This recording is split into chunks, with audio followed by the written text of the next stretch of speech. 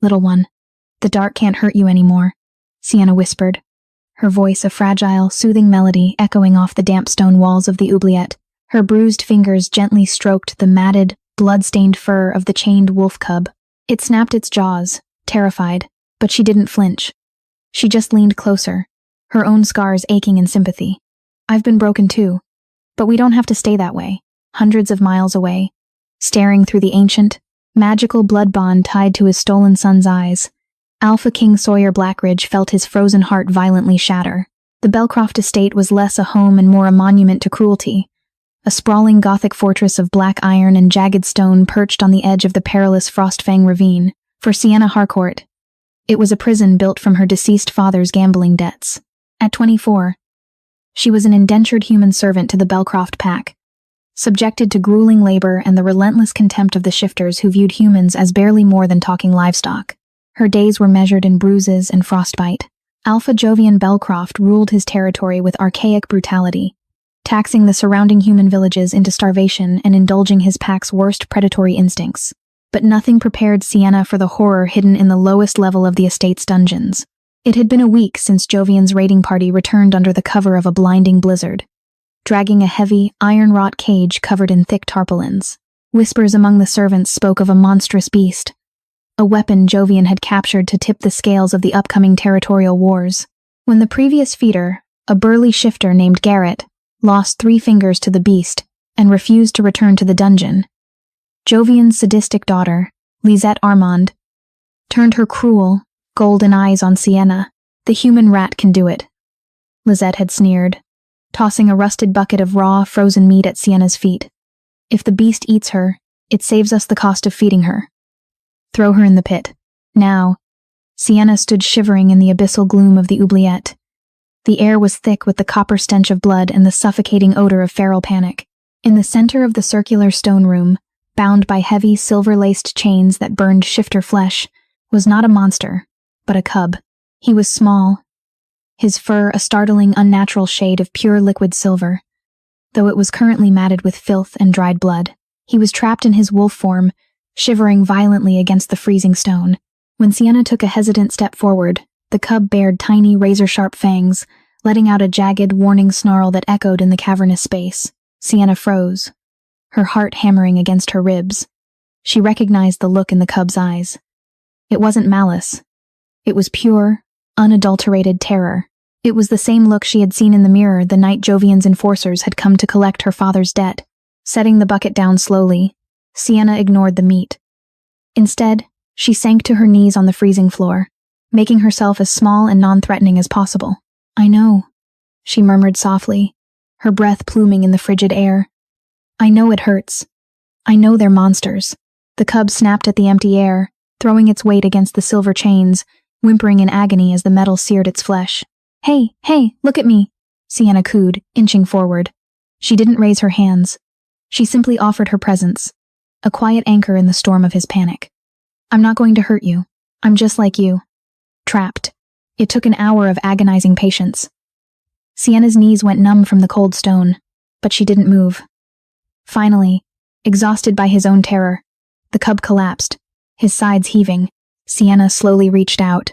When her fingers brushed his flank, he flinched violently, but he didn't bite. She began to stroke his fur, her touch feather-light, whispering promises of safety that she had no power to keep. Far to the north, in the impregnable ice fortress of the Blackridge Syndicate, a god of war sat paralyzed on an obsidian throne. Sawyer Blackridge, the Alpha King of the North, had not slept in 7 days. A week ago, his convoy had been ambushed by untraceable mercenaries. In the chaos, his 5-year-old son Leo, the only remaining piece of Sawyer's late mate, had been stolen. Sawyer was a man of terrifying violence and absolute control, but the kidnapping had driven him to the edge of madness. In a desperate bid to find his son, Sawyer had invoked the sight of the bloodline, an ancient, agonizing ritual that allowed an alpha to project his consciousness into the eyes of his direct kin. The spell required him to remain in a deep, death-like trance, his body guarded by his beta, Holden Wexley. For days, Sawyer had seen only darkness, felt only the searing pain of silver chains, and tasted his son's absolute despair. He had watched Jovian's boots pacing, heard Lisette's mocking laughter, gathering the evidence he needed to declare a war of annihilation. But now, the vision shifted. Through Leo's tear-blurred, golden vision, Sawyer saw her. A human woman, frail and shivering, kneeling on the unforgiving stone. He saw her battered face, the dark purple bruises on her cheekbones, the ragged clothes hanging off her thin frame. But most of all, he felt the profound, radiating warmth of her hands on his son's fur. He felt Leo's jagged, panicked heartbeat begin to slow, syncing with the gentle, rhythmic cadence of the human's voice. "I've been broken too. But we don't have to stay that way." Sawyer's soul, encased in ice for years, cracked open. In the dark, silent chambers of his own mind, the Alpha King made a vow. He would burn the Belcroft estate to the bedrock, and this human, this fragile, fearless creature, who was bleeding warmth into his dying son, he would crown her in gold. The dungeon became Sienna's secret sanctuary. Over the next 3 weeks, a bizarre, profound routine developed. By day, Sienna scrubbed floors until her knuckles bled, enduring the physical and verbal abuse of Lisette and the other enforcers. But when the midnight bell tolled, she took her bucket of scraps and descended into the dark. Leo had stopped snapping at her. The moment he heard the heavy iron latch of the oubliette slide open, a soft, desperate whine would echo from the shadows. Sienna would spend hours sitting with him, meticulously picking the dried blood from his silver fur, singing old, forgotten human lullabies to drown out the moans of the winter wind outside. She noticed things. She noticed that the cub's wounds healed incredibly fast, faster than standard shifter lore suggested. She noticed his intelligence.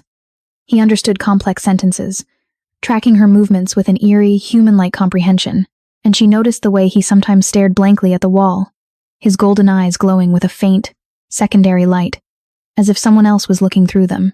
She had no idea how right she was. Sawyer lived for the midnight hours. His physical body was wasting away on his throne, sustained only by IV fluids administered by a grim-faced Holden Wexley. His generals were mobilizing the Black Ridge Army, preparing for a stealth march across the Frostfang Mountains. But Sawyer's mind was tethered to the damp cell. He memorized every detail of Sienna's face. He learned the exact shade of her hazel eyes, the way her brow furrowed in concentration when she unfastened Leo's silver chains to give his skin a brief respite, risking her own life to ease his pain. He learned the sound of her laughter, a rare, rusty sound that only emerged when Leo playfully nipped at her frayed sleeves, and he learned her pain. One evening, the door to the oubliette slammed open, startling Sienna and Leo. Lisette Armand swept into the room, flanked by Iskander, a towering, heavily scarred mercenary from the Crimson Moon Pack, whom Jovian had hired as muscle. Sawyer, watching through Leo's eyes, felt a surge of murderous rage ripple through the bond. "You're getting too comfortable down here, human," Lisette sneered, her eyes flashing a predatory yellow. She kicked Sienna's bucket of water across the room. "My father says the beast isn't breaking fast enough. We need him feral, terrified, and ready to be paraded before the council as our prize. You're making him soft." Sienna scrambled backward, positioning her body between Lisette and the trembling cub. "He's just a baby," Sienna said, her voice shaking but defiant. "He's starving and in pain. If you push him too hard, he won't be a prize. He'll just die." Lisette's face twisted in fury. Faster than a human eye could track, she backhanded Sienna. The crack of knuckles against bone echoed sharply. Sienna was thrown to the stone floor, her lips splitting open, blood instantly welling up. Leo let out a furious, deafening roar, lunging at Lisette, but the heavy silver chains pulled taut, ripping into his neck and throwing him backward, choking him. "Stop!" Sienna screamed, ignoring her own pain. She threw herself over the struggling cub, shielding him with her own fragile body. "Please, I'll do whatever you want, just leave him alone." Lisette drew a thick, leather riding crop from her belt. "You think you can protect a wolf, little girl? Let me remind you what you are." The crop fell, once, twice, 3 times. Each strike tore through Sienna's thin shirt, biting into the flesh of her back. She didn't scream. She just buried her face in Leo's fur, absorbing the blows, whispering, "Don't look, Leo. Close your eyes. I've got you." Through the blood bond, Sawyer felt the phantom sting of the whip. He felt his son's overwhelming grief and rage. And deeper still, he felt an awe so profound it terrified him. This human, possessing no claws, no fangs, no regenerative healing, was taking a beating meant for an apex predator. When Lisette finally tired and left the cell, spitting a final insult. Sienna collapsed against the wall, trembling uncontrollably. Leo licked the blood from her cheek, whining softly. Sienna offered him a weak, bloody smile. "It's okay, little Silver. We're tougher than they are." In the Blackridge Citadel, Sawyer's physical eyes snapped open, glowing with a blinding, terrifying silver light. The trance was broken. Holden, standing guard, immediately drew his weapon. "My king?" Sawyer stood slowly, the muscles in his body screaming in protest after weeks of stillness. The air in the throne room dropped 20 degrees, frost instantly creeping up the obsidian walls. "Assemble the vanguard." Sawyer's voice was a dark, rumbling avalanche that shook the very foundations of the fortress. "We march on Belcroft tonight. No survivors, only the human lives." Sienna knew she couldn't stay. The beating was a catalyst, a stark realization that Jovian and Lysette were losing patience. If they intended to parade the cub before the regional council to prove their dominance, they would eventually kill him to harvest his pelt, or break his mind permanently. She had to get him out. It was a suicidal thought. The Belcroft estate was heavily guarded by elite shifters and Iskander's ruthless mercenaries. Beyond the iron gates lay the Frostfang wilderness, a frozen wasteland that claimed the lives of seasoned trackers. But as Sienna tended to the wounds on her back, she looked at the silver cub sleeping fitfully in the shadows. He deserved the sky. He deserved a pack that loved him. Sienna began to plan. Her servitude granted her invisible access. The shifters ignored the humans, treating them as part of the furniture. Sienna memorized the guard rotations. She noted the blind spots in the security cameras that lined the perimeter walls. Over the course of a week, she stole scraps of provisions, dried meat, a discarded wool blanket, a rusted hunting knife left in the kitchens, and a flint striker. She hid them beneath a loose stone in the oubliette. The turning point came when she was ordered to clean Jovian's private study. The Alpha was away hunting. While scrubbing the massive oak desk, Sienna noticed a partially unrolled parchment. It was a ransom demand, stamped with the crimson seal of the Belcroft pack. Her eyes scanned the elegant, cursive writing, to the so-called Alpha King. "If you ever wish to see your heir, Leo Blackridge, alive again, you will concede the northern mining territories and surrender your crown." Sienna's breath hitched. She dropped her rag. The cub in the basement wasn't a feral stray. He was a prince. He was the heir to the most powerful syndicate in the continent. The realization hit her like a physical blow. No wonder his fur was silver. No wonder Jovian was so desperate to break him. If Sawyer Blackridge, a man whispered about in terrified tones, known as the Reaper of the North, found out what was happening here, he would slaughter everyone. But Jovian had the ultimate hostage. Sienna knew then that time was up. Jovian wouldn't wait for a response. He would mutilate the boy and send a piece of him to force Sawyer's hand. That night, a massive blizzard hit the estate. The wind howled like a choir of banshees, battering the stone walls and burying the courtyards in deep, blinding snow. The guards retreated indoors, relying on the storm to deter intruders. It was the perfect cover. Sienna slipped down into the dungeon, a heavy rucksack slung over her bruised shoulder. When she opened the door, Leo looked up, sensing the shift in her energy. "We're leaving," Sienna whispered, her hands shaking as she pulled a set of stolen iron keys from her pocket. She had lifted them from a sleeping, drunken guard an hour prior. She knelt beside Leo, inserting the heavy key into the silver-laced lock around his neck. "This is going to hurt, little Silver. I have to pull it off fast. Be brave." She turned the key. With a loud clack, the lock disengaged. Sienna yanked the heavy chains away, tearing away a thin layer of burned fur. Leo let out a sharp yelp, but immediately clamped his jaws shut, as if understanding the need for silence. For the first time in a month, the cub was free. He shook his small body, his silver fur fluffing up, his golden eyes wide with disbelief.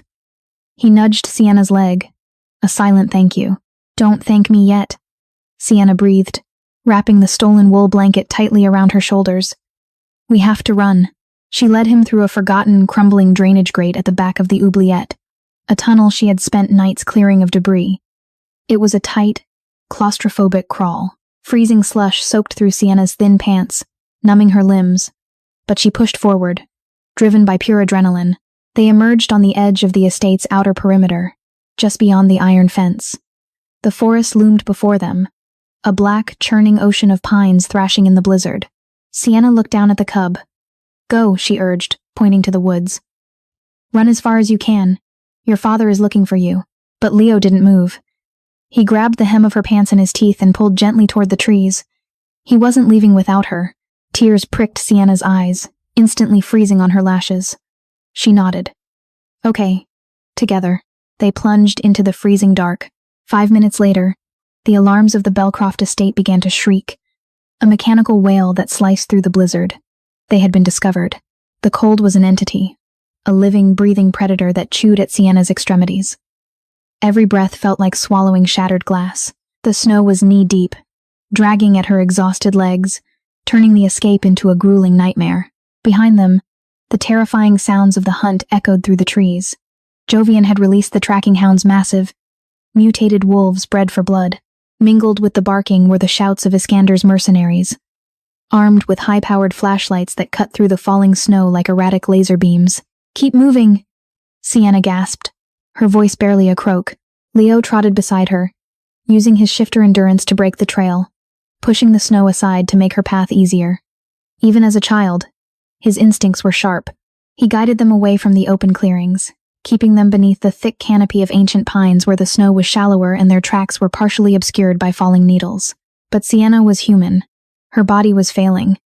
The adrenaline that had fueled their escape was burning out, replaced by a deep, lethargic numbness. A hound's baying echoed dangerously close. Sienna stumbled over a hidden root, crashing hard into the snow. Pain flared in her ankle, sharp and bright.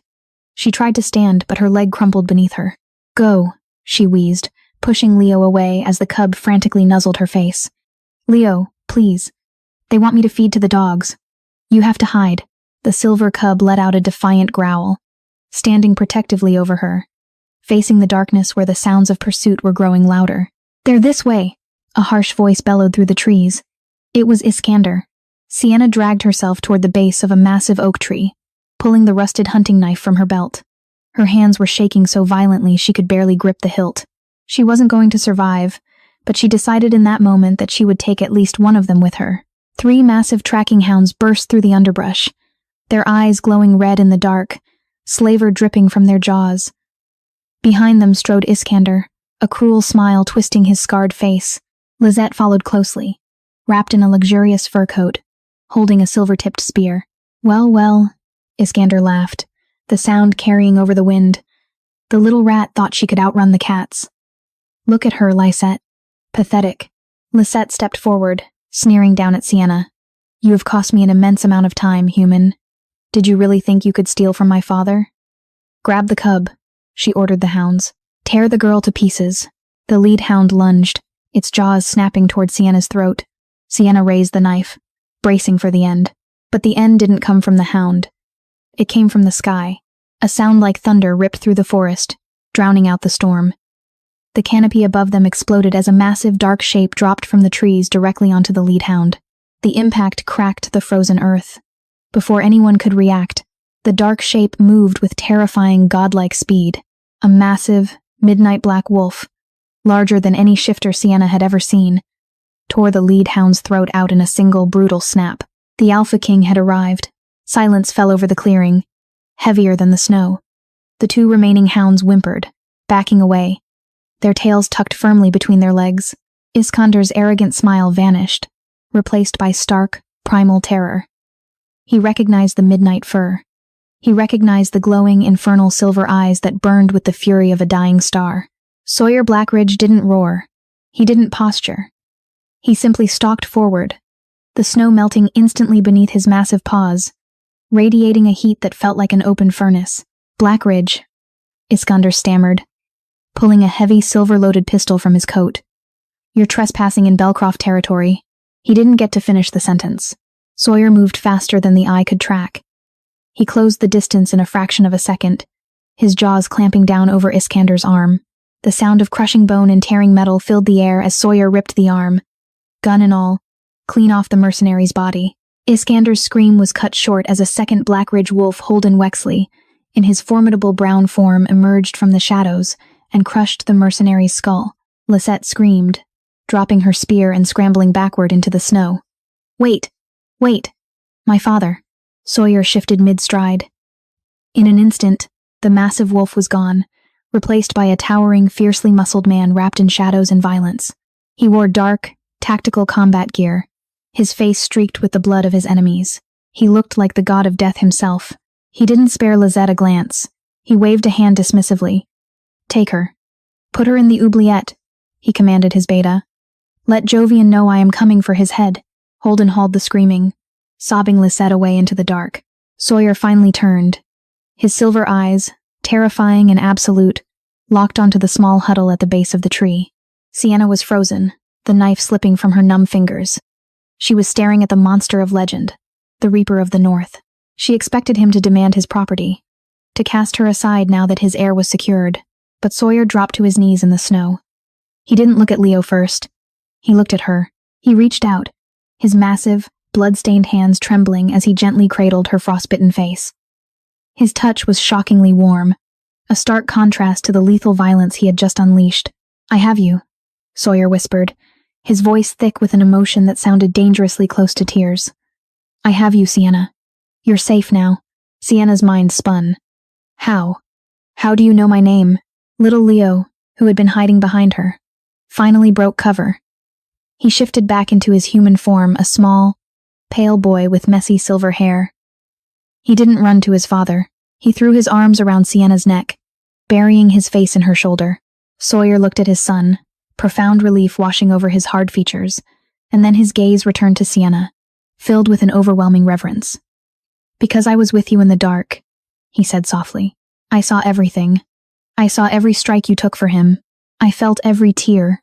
Before Sienna could process the impossible weight of his words, the exhaustion and the cold finally won. The world tilted, the shadows closed in, and she slumped forward, caught securely in the unbreakable arms of the Alpha King. When Sienna finally opened her eyes, she was not in a cold, damp cell, nor was she in the freezing snow. She was lying in a massive, obscenely soft bed, covered in thick, heated furs. A fire roared in a grand stone hearth across the room, casting a warm, golden glow over walls adorned with ancient tapestries. The scent of pine and raw power hung heavy in the air. "You've been asleep for 3 days." A deep, quiet voice rumbled from the corner of the room. Sienna turned her head. Sawyer was sitting in a heavy armchair by the window, watching her with an intensity that made her breath catch. He was dressed in a dark, tailored suit, looking every inch the civilized monarch, but the dangerous edge in his eyes remained. Sienna sat up slowly, realizing her pain was gone. The cuts on her back had been expertly bandaged, treated with shifter salves that rapidly accelerated healing. "Leo?" she rasped, her throat dry. "He is safe.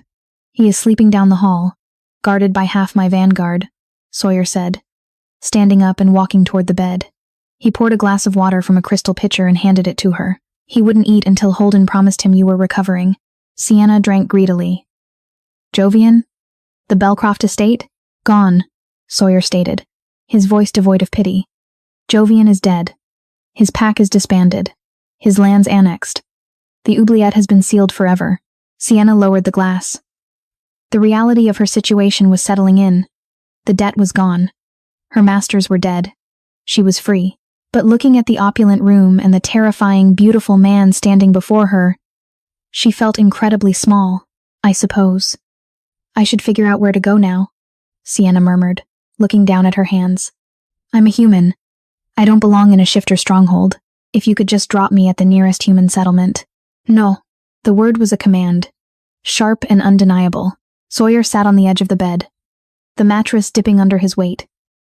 He reached out, gently taking her scarred, calloused hands in his own. "You don't understand, Sienna," Sawyer said, his stormy gray eyes stripping away her defenses. "You think you are a stray. You think you are meant to be discarded. But I spent weeks inside my son's mind. I saw you face monsters with nothing but a bucket and a soft voice. I saw a queen." Sienna's heart hammered a frantic rhythm. "Sawyer, I'm just a servant. I'm broken. And I am a monster," Sawyer replied, leaning in, his forehead resting gently against hers. "I am a killer forged in ice. But you brought fire into the dark. You saved the only thing I had left to love. And in doing so, you claimed my soul." He reached into his pocket and pulled out a stunning ring. It wasn't gold or diamonds. It was a band of dark, twisted iron, inlaid with a single, glowing silver stone that looked like a piece of the moon. It was an ancient Blackridge artifact, worn only by the alpha female. "I am not asking you to be a servant," Sawyer whispered, his breath warm against her lips. I am asking you to be my equal. I am asking you to stand by my side, to rule this territory, and to let me spend the rest of my life making sure you never feel the cold again. Will you stay with us, Sienna? Tears finally spilled over Sienna's cheeks. She looked at the ring, a symbol of unimaginable power and profound vulnerability, offered by a king who had brought an army to save her. She remembered the dark oubliette, the terror, the hopelessness. And then she looked into Sawyer's eyes, seeing the promise of a future she had never dared to dream of. Yes, she breathed, her voice steady. I'll stay. Sawyer crushed his lips to hers. It wasn't a brutal, dominating kiss. It was an act of profound worship, a sealing of a bond that transcended blood and magic. As they pulled away, the heavy oak doors creaked open. Little Leo, clutching a stuffed wolf toy, peeked his head in, seeing them together. His face broke into a massive, radiant smile, and he sprinted across the room, launching himself onto the bed to join his new family. Sienna had entered the dark as a prisoner, expected to die at the jaws of a beast. She emerged in the light, the fierce, unbreakable queen of the north, holding the hearts of the most dangerous predators in the world in the palms of her scarred, gentle hands. What a breathtaking twist on the shifter dynamic. Sienna's harrowing journey from an abused, indentured servant in the freezing dungeons of the Belcroft estate to the revered, powerful queen of the Blackridge Pack is a story of incredible resilience. Her bravery proved that you don't need fangs or claws to be an apex protector.